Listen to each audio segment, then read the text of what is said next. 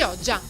Attimi di terrore nella notte, quelli vissuti da Don Mario, parroco di San Giovanni Battista, in balia di un rapinatore entrato in canonica e sorpreso proprio dal parroco. Minacciato, si è ritrovato costretto a consegnare le chiavi dell'auto visto che non c'era denaro. Così l'uomo è fuggito col mezzo, portando via anche tutti i cellulari in modo da impedirgli di chiamare. L'auto è stata trovata un paio d'ore più tardi sulla Romea. La polizia è risalita a Don Mario, che non era riuscito nel frattempo a lanciare l'allarme. Non si esclude che il bandito abbia agito con dei complici.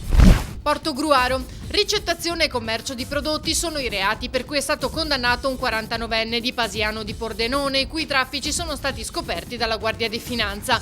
I carabinieri hanno eseguito l'ordinanza che prevede una pena di 3 mesi da scontare nella sua abitazione. I reati contestati erano stati commessi nel 2010. L'uomo, secondo le indagini delle Fiamme Gialle, riceveva, falsificava e poi vendeva capi d'abbigliamento e accessori. Spinea. Un inseguimento rocambolesco che si è concluso con la cattura di 2 giovani albanesi che gravitavano in zona per rubare.